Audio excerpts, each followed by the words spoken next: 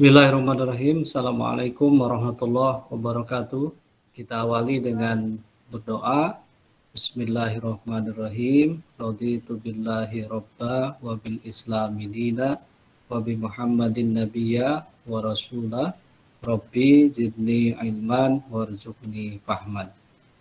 Baik teman-teman semua, kita kuliah perdana ini untuk kajian kurikulum PPKN. Karena itu seperti biasa saya akan menyampaikan pengantar saja gitu ya untuk pertemuan kali ini, pengantar memahami proses perkuliahan kajian kurikulum PPKN. Kajian kurikulum PPKN gitu ya, disingkatnya demikian. Kalau di struktur kurikulum kita ini cukup panjang ya, karena PPKN-nya tidak disingkat ya. Kajian kurikulum pendidikan Pancasila dan kewarganegaraan. Mengapa ada mata kuliah ini? Ya, ini secara garis besar deskripsi untuk mata kuliah ini adalah mata kuliah ini memusatkan kajian pada kurikulum dan materi ajar PPKN di sekolah. Jadi secara garis besar kita akan mengkaji dua hal ya. Yang pertama adalah kurikulum, kemudian yang kedua adalah materi ajar PPKN di sekolah.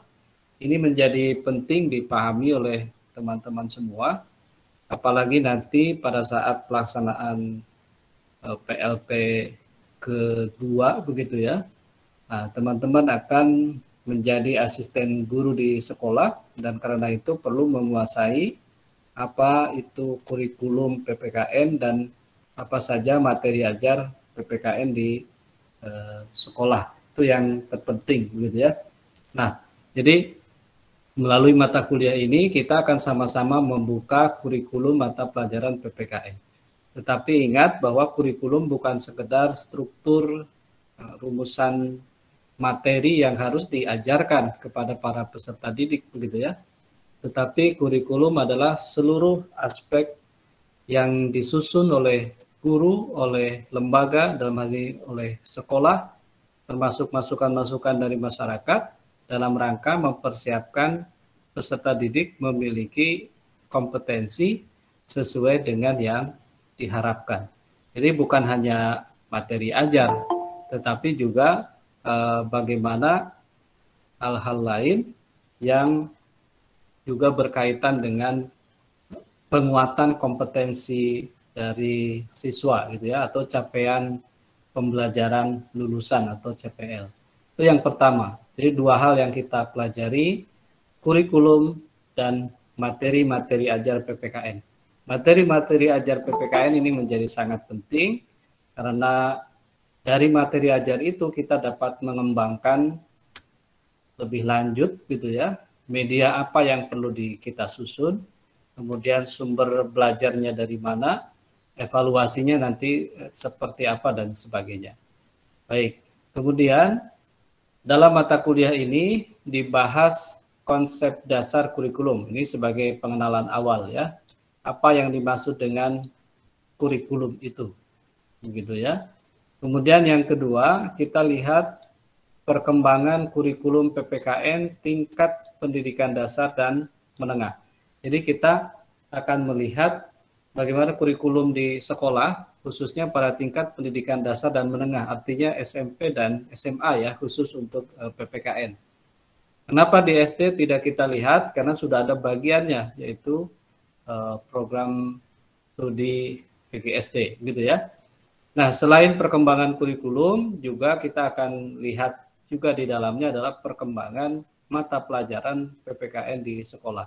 Ini saling berhubungan dengan mata kuliah satunya lagi, yaitu mata kuliah teori dan landasan PPKN, begitu ya. Karena di sana juga ada pembahasan tentang perkembangan PPKN sebagai program kurikuler di sekolah.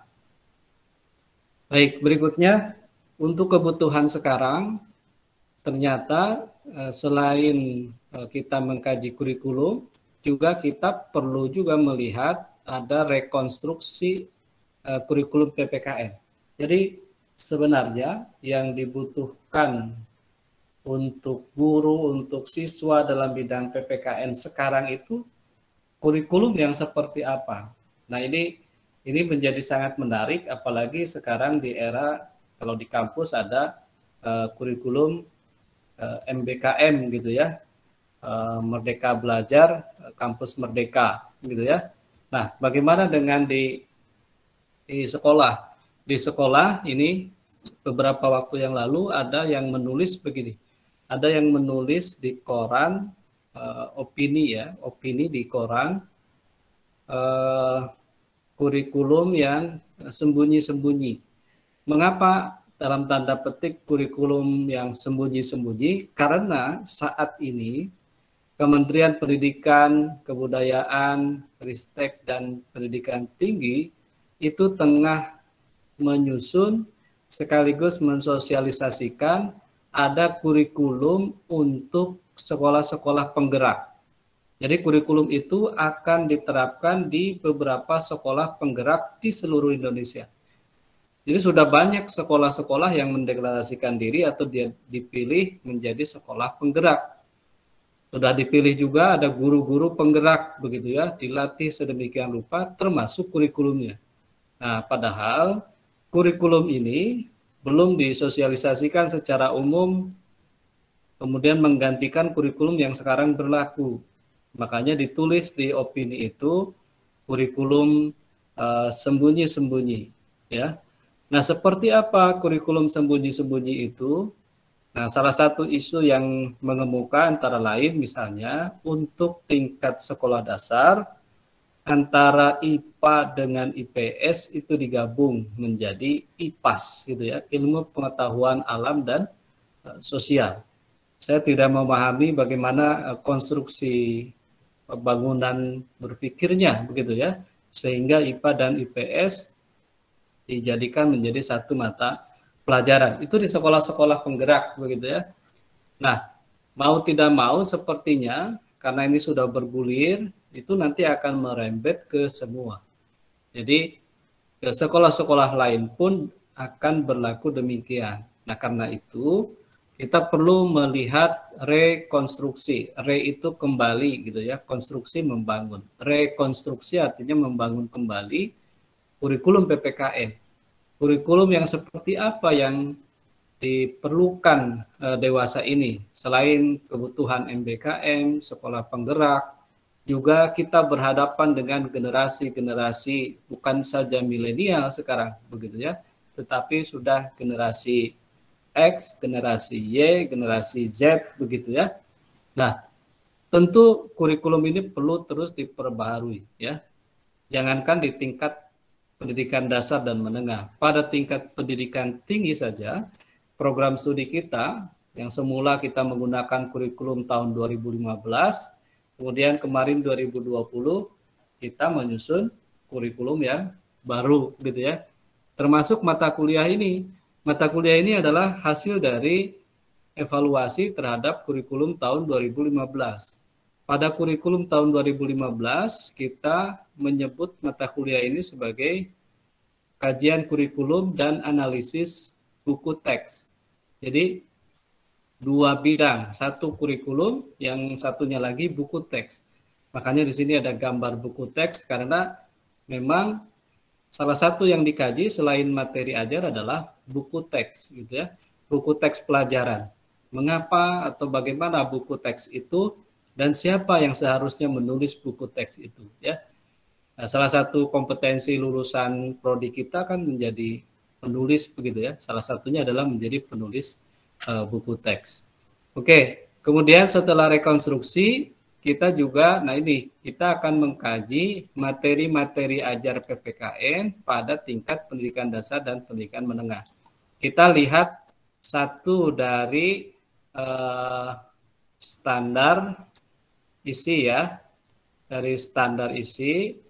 Kemudian yang kedua yang lebih operasional kita lihat dari buku teks gitu ya.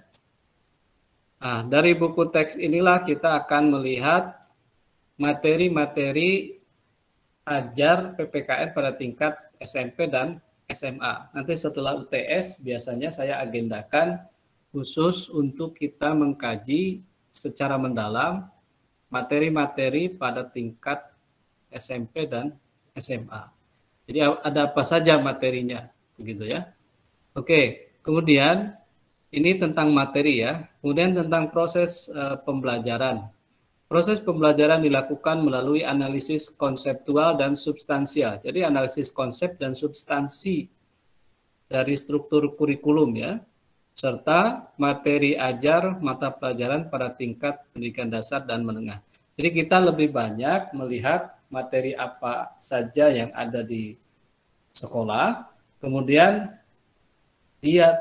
materi itu tuh sebenarnya berbicara tentang apa ya.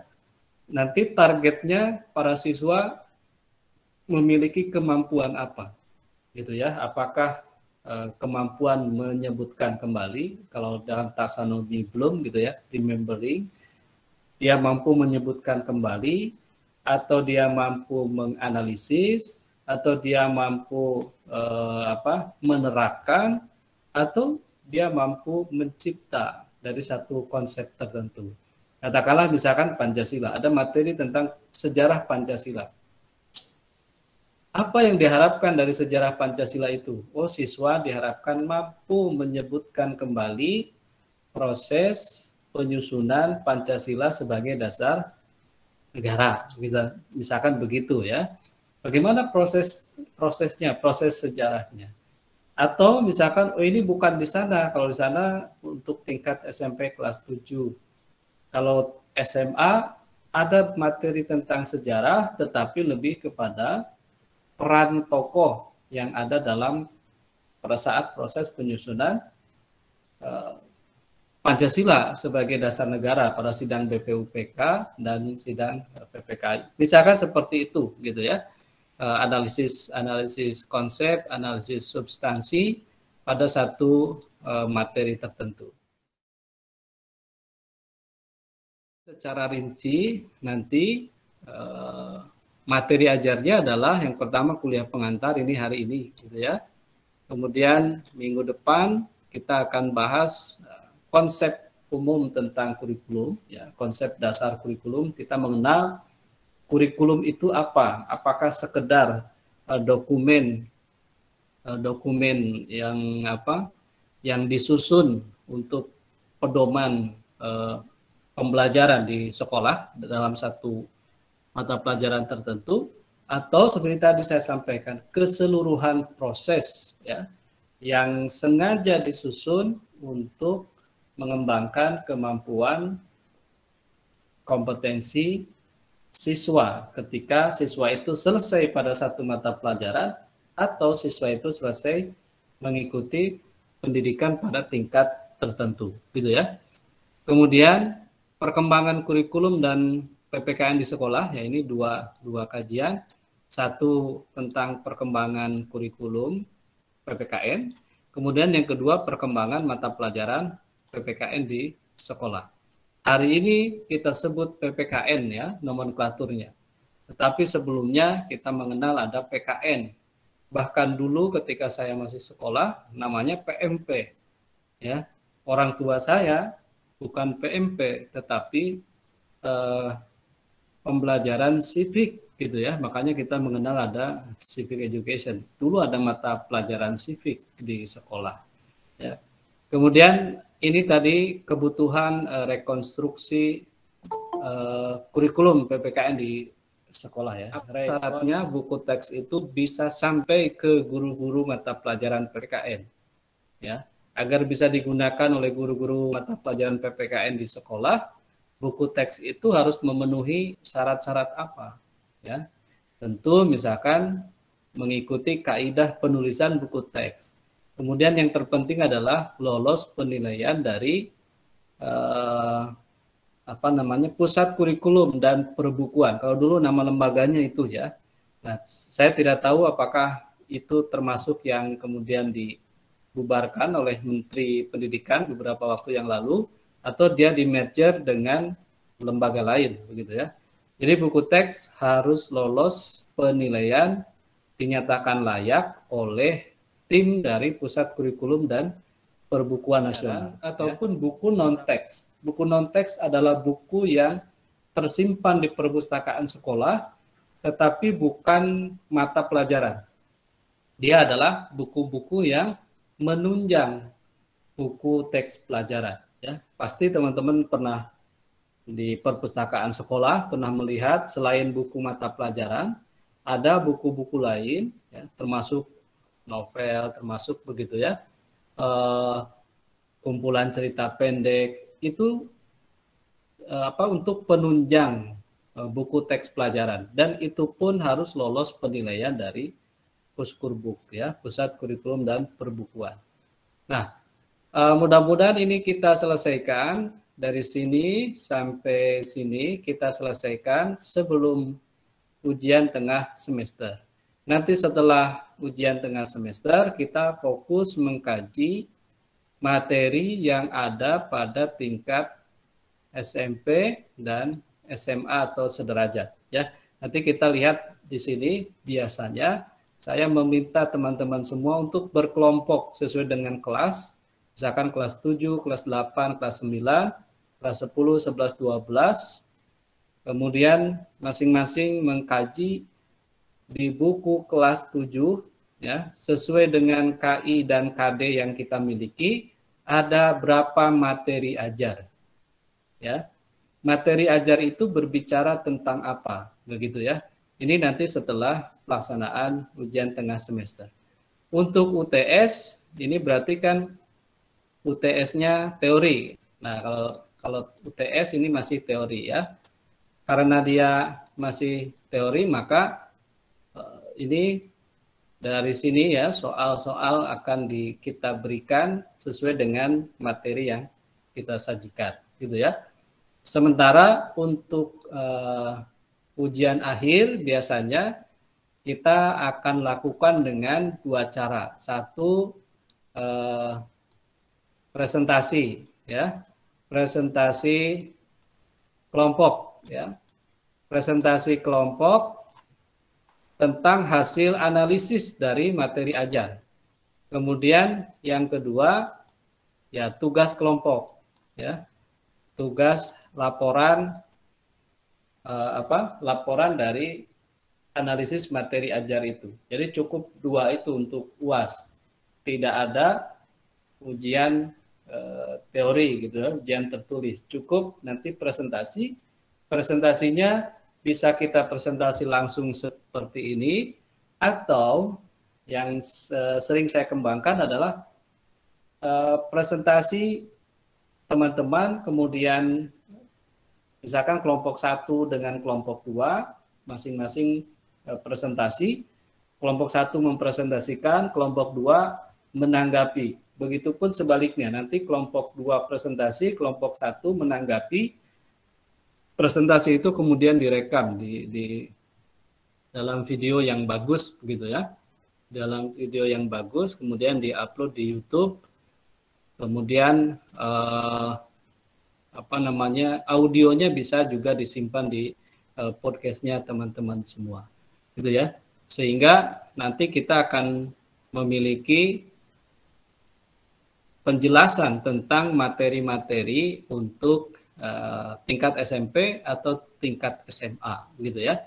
Nanti tinggal diputar saja videonya, misalkan, oh, materi SMP nanti bekal PLP2, materi SMP itu adalah ini, gitu ya. Tentang ini, tentang ini, tentang ini, itu sudah pernah dianalisis oleh kelompok sekian. Tinggal buka saja di YouTube-nya. Oke, itu materi kajian ya. Nah, berikutnya referensi, teman-teman, ini referensi cukup banyak. Tetapi walaupun ini banyak, sebenarnya ini dalam satu buku ini ya. Ini 1, 2, 3, 4 referensi ini adalah bagian dari bab di dalam buku antologi ya. Jadi ini Bunga Rampai saja. Jadi ada buku Bunga Rampai, Ilmu dan Aplikasi Pendidikan, diterbitkan di Bandung. Ada pembahasan yang berkaitan dengan PKN, kemudian teori kurikulum dan pembelajaran, serta kurikulum tingkat satuan pendidikan. Ya, oke, saya sudah siapkan ini naskahnya ya. Nanti bisa kita baca bareng-bareng.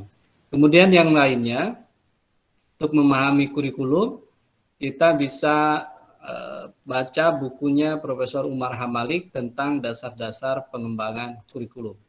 Atau bukunya Profesor Nasution tentang asas-asas kurikulum. Kemudian yang terpenting lainnya adalah tentang ini juga digunakan di kajian teori dan landasan PPKN, saya kira ini bisa digunakan. Kemudian juga ini sama yang kita gunakan untuk kajian teori dan landasan PPKN. Nah, selebihnya teman-teman saya sudah menyimpan beberapa pembahasan tentang kurikulum, tentang perkembangan kurikulum PPKN di podcast dan di YouTube. Nanti silakan dicek di podcast dan YouTube gitu ya. Untuk podcast cari saja podcast Dik-Dik Bahagia Arif gitu ya. Atau ya YouTube Dik-Dik Bahagia Arif, di sana ada beberapa video yang menjelaskan tentang menjelaskan tentang kajian-kajian kurikulum kita gitu ya, kajian kurikulum PPKN. Oke, itu referensi. Ini juga sama. Kalau ini bisa di-download ya. Ini tugas teman-teman. Nanti download saja ini peraturan-peraturan ini, dan mungkin sudah ada peraturan-peraturan terbaru ya. Ini download saja.